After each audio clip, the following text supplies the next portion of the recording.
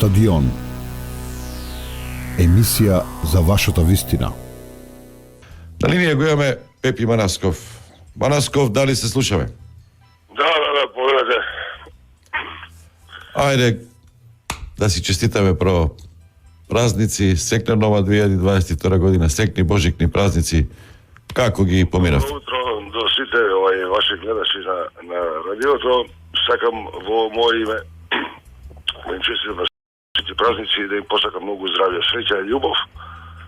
На нашите ракометари исто така многу здравје, да останат здрави до самиот почеток на ова европско првенство и да им посакам таму да наставуваат во најдобро издание што можат. Што се промени сега? Дали Светската ракометна асоциација ги промени правилата, ги прилагоди на омикронот? Имаше доста нејасноти. 14 дена, па 2 негативни теста, сега се скрати тој период како во НБА, што можеме да очекуваме. За сега сме добри, меѓутоа има репрезентации кои што имаат по 7-8 заразени. Видете сигурно дека ковидот ќе остави трага по самото првенство, по самиот квалитет на селекциите. Нема да биде тоа што било некогаш, да се игра во еден нормални услови.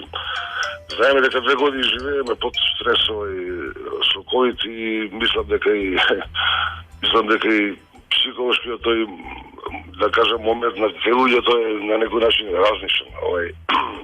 Тоа се осеќа и кај спортистите и кај нормални, и кај обичните луѓе. Мислам, да не се лажеме дека ќе биде све исто.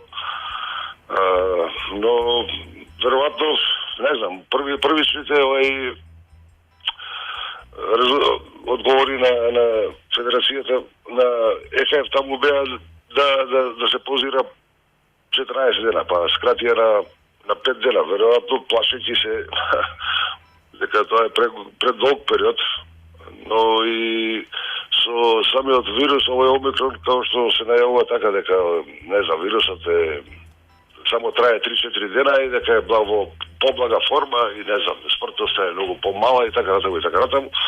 Веројатно се одлучија да скратат на 5 дена пауза, така што е на некој начин прифатливо и верувам овие што беа заразени во сите селекции ќе имаат време за опоравак и да настават повторно да се стават во улога на селекторот кај што наставуваат.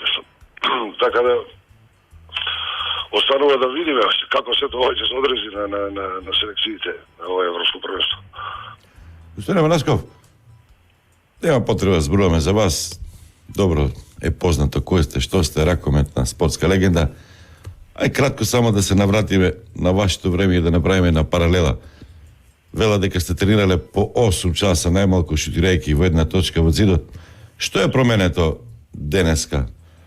Се разбирам, за да се успее не е доволен само талентот, треба жестоко и да се тренира. Кога вие игравте, ракометот беше по-спор, се играше по-слободно, така да се изразам, поле пршаво. Сега има повеќе сила, повисоки играчи, повеќе трчање. Што е разликата? Дали сега Манасков би можел да се вклопи во оваа ракометна игра? Вака, искрено да ти кажам, јас во оваа игра би се склопил многу подобро за разлика во она време. Мислам, моје видување. Последувајќи ги моите перформанси во игра што ги имав јас, значи во денешниот ракомет јас би бил можеби уште подобро него за разлика во овој време. Бар така ја осеќам оваа игра, денес што се игра овој ракомет. Мислам, тренирав 8 часа. Тренирав, не знам, се тренираше колку што се тренираше во моја време. Сигурно имав и по 2 пати тренизи и нормално. Немаше овакви услови како што се денес. Тренираме во ладни сали со импровизирани теретани, некои си сталици таму, трчања во природа и не знам, и така натаму. Нормално, талент потребен да си има, но работата по мене е 90%, талентот е 10% и тоа останува. Начинот на кој се играше во она време и денешниот ракомет, значи, еволуираше ракомет, се промени многу правила во самата игра. Не знам, во моје време играат 12 играчи, сега играат 16 играчи, така да во моје време, не знам, играв на некој начин 60 минути во два правца. Сега тоа, кај овие играчи е заситало намалено, затоа што ростерот на играчи е многу поголем, така да тренерите може да си дозволат да прават ротации, каде што играчот така може да го одмори, да влезе повторно свеж, да даде повторно свој допринос, така натаму и така натаму. Значи, на некој начин е сменет, ракометот се игра многу побрзо, се трча многу побрзо, меѓутоа и да кажам, енергијата на играчите, како да кажам, е повторно запазена. Значи, играчот не е максимално истрошен, како да кажам. Има поедици, секоја 6 мислам, кои играат продолга минутажа, меѓутоа друго е кога имате на слови 16 играчи и нормално дека и ако имате добри, не знам, 14 играчи, така и да направите ротација, квалитетот на игра нема да ви опадне. Мислам, го задржувате истото ниво и сега тука е предност на овие, не знам, и екипи, и како клубови, и селекции во националните тимови, каде што има, не знам, 14 добри играчи, каде што секој добија своја шанса, секој дава свој допринос и квалитетот не изостанува. И за тоа се тие, да кажам, големи клубови, големи селекции. Да ве прашам, дали има доста правила променети, дали треба да се продолжи со тој тренд, да се динамизира, да се направи поатрактивна за младите, особено ракометната игра, или засега е доволно? Се зборува постојано, се споменуваат и овие идеи. Доста овие промени што се однесува и до тој брз центар и 7 играчи во поле, така да, мислам, по мене, повето нема потреба. Мислам да нешто се менја, што поеќе се менја, се губи, да кажам, може би од квалитетот убавината на самата игра. Мислам, дајте како, што побрзо се игра, побрзо се трче, и поеќе се греши, така да, не знам, по мене, добро е да видите вие добро изработена акција, не знам, така, од самата припрема на напад, па така до реализација, мислам, по мене за сега е окей. Кои се трендовите што треба да ги очекуваме во ракометот? Еден период и во ракометот почнаа милионски износи на трансфери, че некако во фудбалот, може би некако во кошарката, меѓутоа напредна со пари. Сега короната сигурно негативно влијаеше, како и во сите други спортови. Веројатно се скратени трошоците, скратени се износите на платите. Што очекувате во оваа година? Па сигурно дека овој тренд не е добро да продолжи. Мислам, во секој случај, со самите финанси, со кратење на платите, нормално дека спортистот се скратува на некој начин за некоја жалба и за докажување. И за без разлика, така и колку сте вие, не знам, аматер или професионален, мислам, секој на некој начин игра за тие пари и така игра да заработи, да направи своја екзистенција, мислам, така да не е добро, некој намалување на тие буџети и така да тоа, мислам. Знаеме дека како колективен спорт, ракометот е да кажам, ефтин спорт, што се однесува до финанси. Значи не може да види упоредите ракомет со кошарка, фудбал, да не зборува, мислам, така да очекувам трендот на клубовите што се однесува до финансиите да иде у нагорна линија, по мене, во иднина. Прашам за репрезентацијата, да се фокусираме на структурата. Меѓутоа претходно да го завршиме разговорот за трендовите во ракометот. Слушнав една изјава, мислам дека Станич беше поранешниот голман на Вардар на српската репрезентација и на Металург, мислам. Вели вака: што се случува со ракометот ако се уште главни звезди се Карабатич и Кирил Лазаров со 40 на години? Каде се младите звезди? Видете, мислам сега,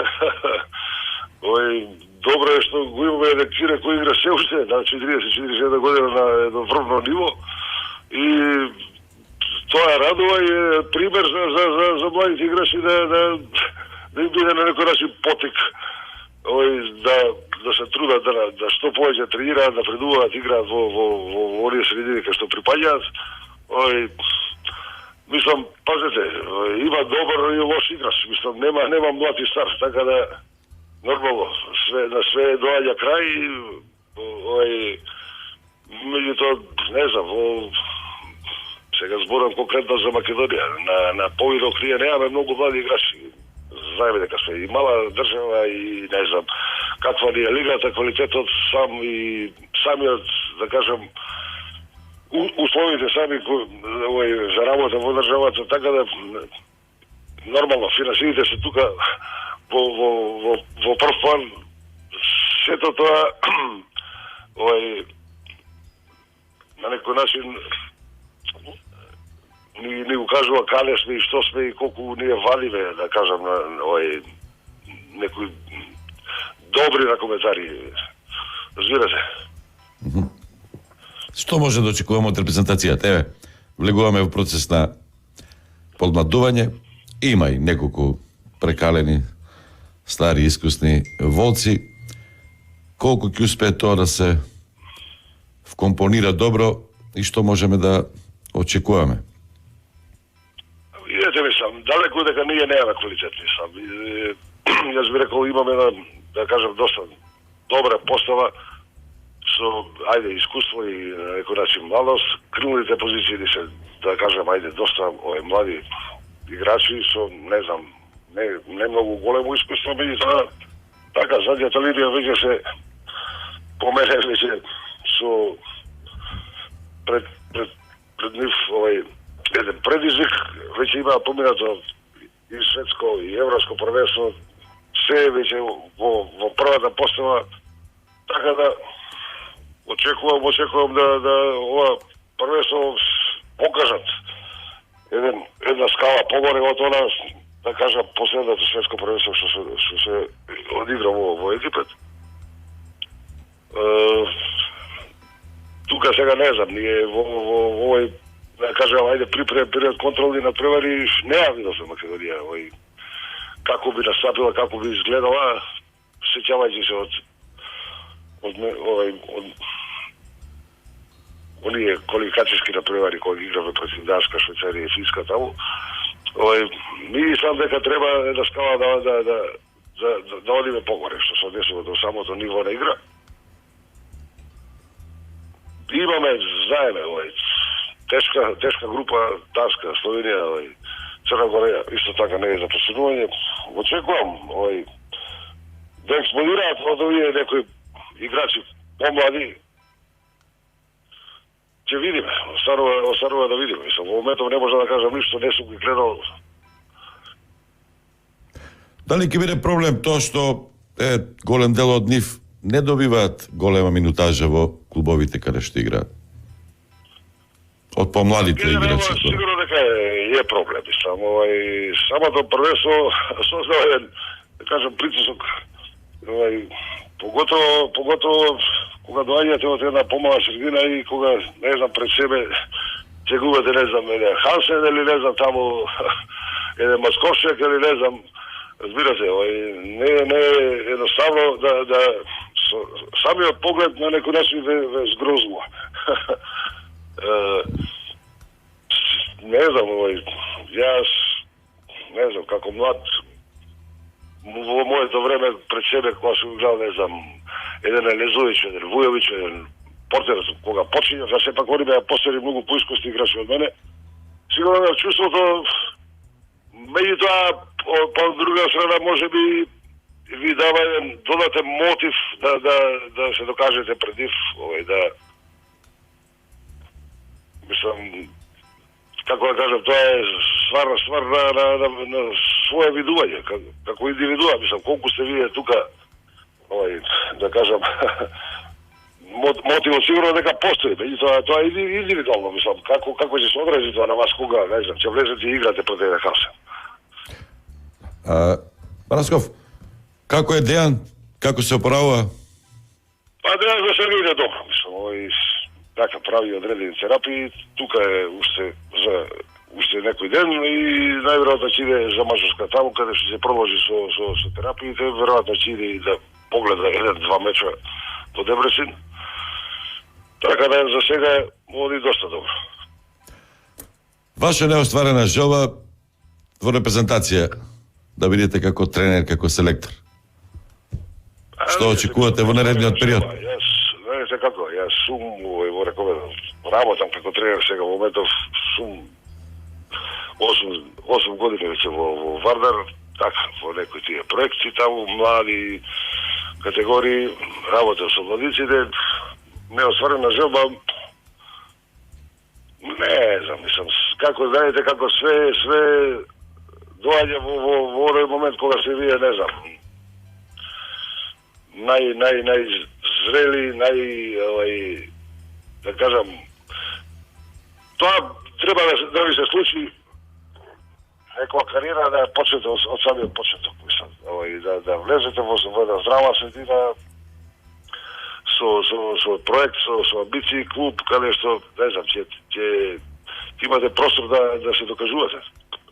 Знаете како за да се биде добар тренер потребно и време, и простор, и да кажам, и финанси, и услови за работа, и сето тоа треба да се поклопи за вашата кариера да иде во нагорна линија. Мислам, тренер сигурно дека не се станува преку ноќ, треба да се акумулира искуство. Јас кога започнав, мислев дека е тоа лесно, ама не е баш така лесно, кој ќе седнете на клупа и кој ќе треба да носите одлуки, кој ќе треба да подковате екипата на секој план, на физички, на техничко-тактички план, така да во секој случај тоа не е ни малку лесно. Кога вие би биле селектор, би направиле поинаков избор од овој на Лазаров или тоа е тоа што може да се одбере во моментот во Македонија? Така, Лазаров... И што би му сугерирале на Лазаров? Знаејќи ги противниците? Како? Велам, дали би направиле поинаков избор или тоа е тоа што го имаме и што би му сугерирале на Лазаров, знаејќи ги противниците сега на европското? Видете, мислам, сега, колку е тоа сето идеално, мислам, сигурно дека има тука уште неколку играчи кои заслужуваат да бидат дел од селекцијата.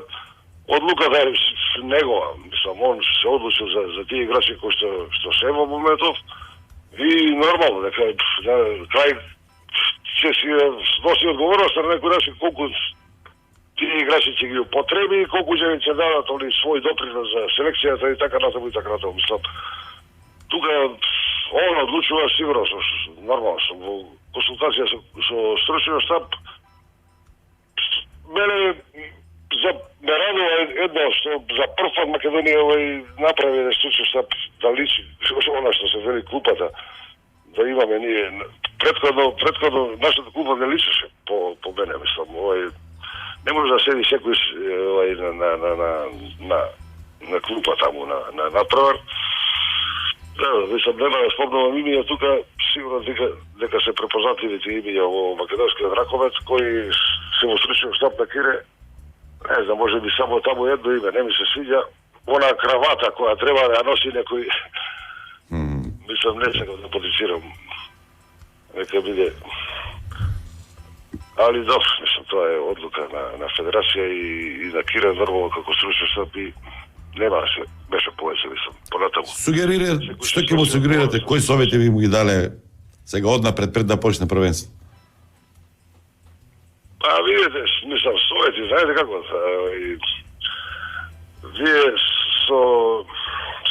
со своето искуство ја тренирате екипата, знаете, мислам, како ќе поставите систем на игра, посувајќи одбрана, не знам, полуконтра, напад, продолжен напад и така натаму и така натаму. Значи има многу работи кои треба да се сработат претходно, па не знам, да ги поставите и да барате некој резултат нормално, со анализирање на противник, индивидуална анализа, секој играч мора да прави во својата глава и колективната анализа на селекторот, па спроведување на, не знам, така, тактики, детали во игра и така натаму и така натаму. Значи, тоа е комплексна работа, знаете, не е тоа едноставно, сега не знам, јас да давам некаков совет, мислам.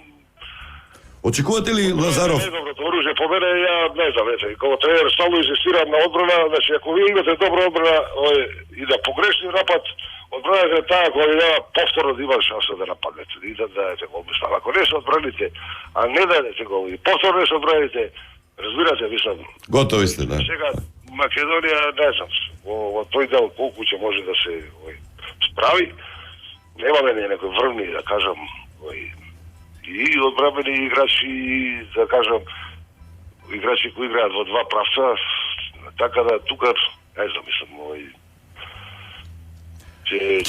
Кире и тренер и играч, очекувате тоа да биде проблем или предност? Очекувате сега на ова првенство да игра повеќе или да ги пушти помладите? Во припреден период гледам дека он воопште не ни покушава да игра. Така да ја искрено не очекувам да играм по мене. Па да сега да се води како е селектор играч. Така, али тешко дека ќе игра по мене. Тешко.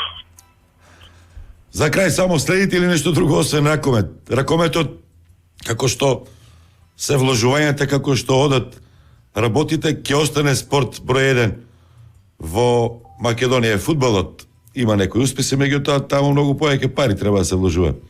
Следите ли нешто друго освен ракомет? Па да, следам следам фудбал, така мислам, да кажам, Лига шампиони да тревари, така, и нешто малку кошарка и така, нешто, домашни спорти, кога има нешто интересно, ракомет, мислам, Вардар, Пелисар и така, мислам. Пепи Манасков, да им посакаме среќа на нашите, на европското. Ви благодарам многу да сте жив и здрав. Па да, среќа и само и да бидат здрави, тоа е најбитно.